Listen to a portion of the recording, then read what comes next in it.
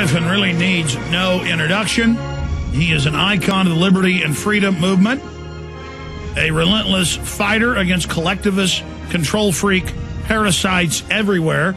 We're going to cover a range of issues with G. Edward Griffin today and take your phone calls. Everybody holding. 1-800-259-9231. We'll be interspersing calls throughout the interview, including coming up in the next segment. And you can comment on whatever issue you bring up. But G. Edward, I wanted to ask you this. Why are they coming out in the open about world government? Why are they admitting that public schools are using laptops they give the students to watch them and their parents at home? Why are they, are the parasites going crazy on power trips, which we see throughout history? Or is there a method to their madness to try to just overwhelm us by throwing it in our face, trying to acclimate us?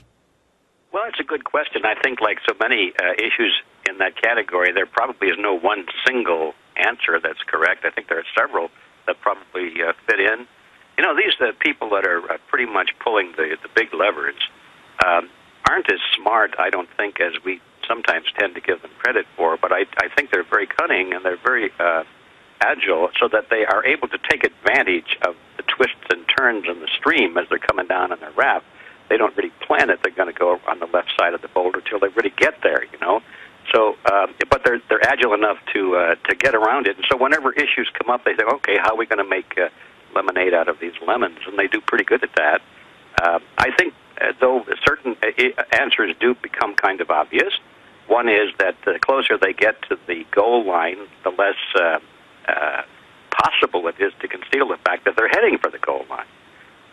You know, once you get right there, you can see the horses coming on the home stretch. Oh, here they are. This is the end of the race. So they might as well come right out and be open about it because there's no way to conceal it in the first place. And secondly, the thought that comes to my mind is that the conditioning of the American mind has been going on for so long, and people have become so passive and so timid about all of this that they're standing in awe and in amazement, saying, golly, look at this. It's happening, isn't it? They don't have this power of righteous indignation to really do much about it. They're just sort of fascinated by it. So you're saying deer in the headlights. Yeah, deer in the headlights, exactly. Thanks for cutting that short, because that's the perfect summary of it. So I think those are the two main answers to that question. What about the term conspiracy theorist? I was on a radio show, and I was told I was a conspiracy theorist, that the White House and Downing Street memos that are even mainstream news admit Bush and Blair premeditatedly lied about WMDs. They weren't wrong about it. They lied about it. And the establishment just says, you're a conspiracy theorist. I don't see that working anymore. I mean, it seems to destroy their credibility. Well, it's working less and less, isn't it? Because more and more people have gotten used to that phrase, too. I kind of think of that, in the American Revolution, the British called the colonists who resisted, they called them a bunch of Yankees. That was an insult. A bunch of Yankees meant that they didn't know anything, they'd never had any education, they didn't even know their right foot from their left foot, which they had to put hay and straw in their shoes so they could march to the tune of hay foot, straw foot, because they didn't know left from right. So they derided the soldiers and the colonists and the patriots. They called them Yankees. Yankee Doodle came to town, that was a song of derision. But after a while, the Yankees sort of picked it up and said, hey, okay, you call us the Yankee? Well, I guess we're Yankees. And that became, so I'm beginning to think that the same thing is happening to the word conspiracy theorist. Now there's a certain pride I see creeping into the vocabulary. But G. Edward, maybe someday in the future, when we defeat the New World Order in 50 years or 20 years, there'll be a national baseball team called the Conspiracy Theorist. I think that's a good idea. Well, when I get that thrown at me, and it happens more often than not, I usually just say, well, I don't think I'm a conspiracy theorist. I like to think of myself as a conspiracy historian. And let's talk about the history instead of the theory. Let's talk about the history of government conspiracies that are on record. Then let's get into what's happening to the banking system worldwide, the economy, and phone calls with G. Edward Griffin. I'm Alex Jones.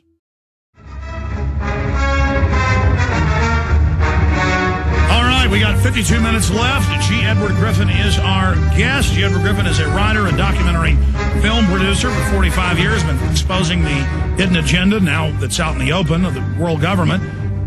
Well known because of his talent for researching difficult topics and presenting them in clear terms that all can understand.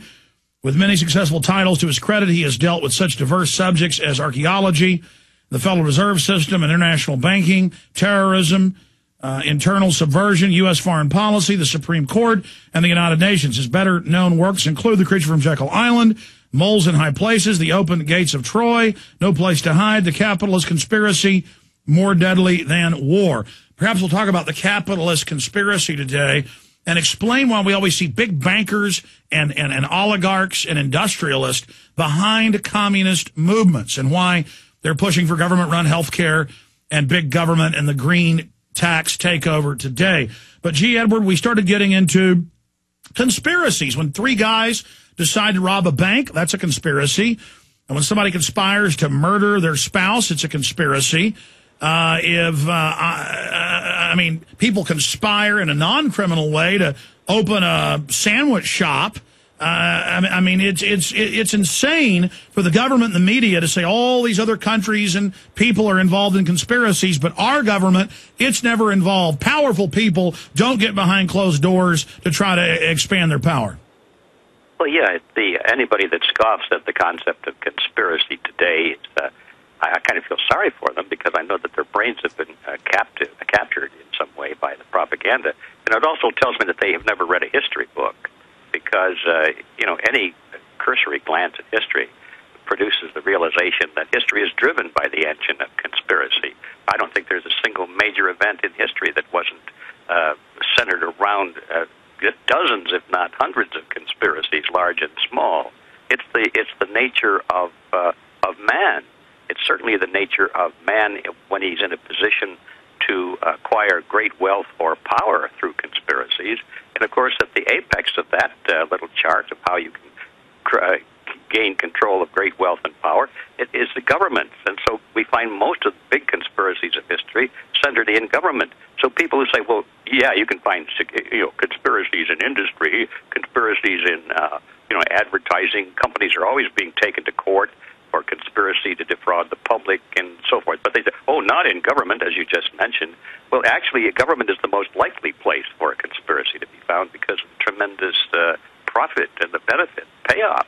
So anyway, people who scoff at conspiracy, I understand them. I just have to laugh internally thinking, well, these people have a little more to learn.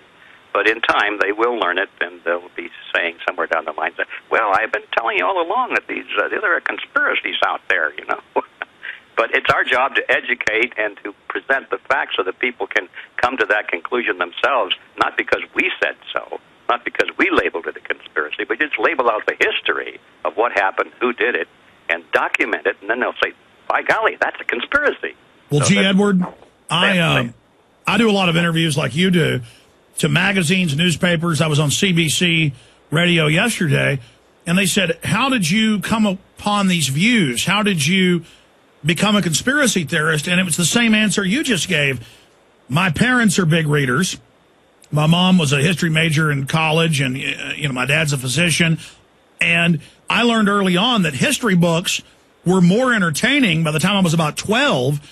And my son's now the same way at 7. That's his favorite thing is children's, and he's now even reading adult history books and encyclopedias and things, that hunger for knowledge.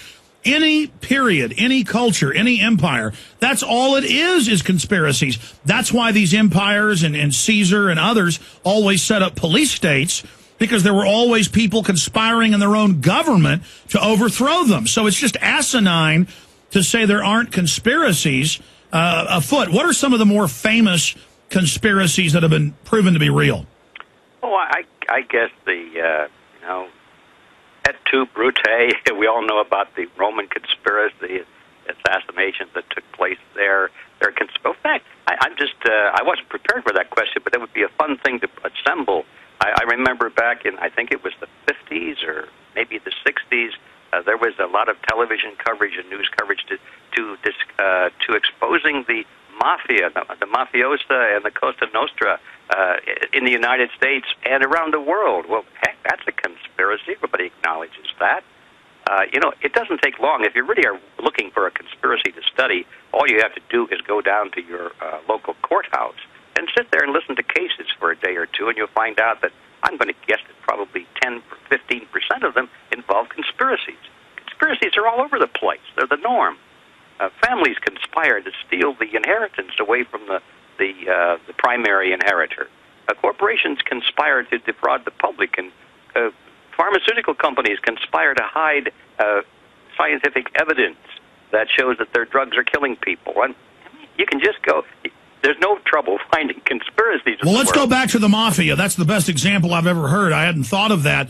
Here you have J. Edgar Hoover, who was clearly being blackmailed by the Mafia, getting up in speeches and saying there's no such thing as La Cosa Nostra, and then researching those cases because it's so interesting. I probably read 15 books or more and watched a lot of television programs like most people about it.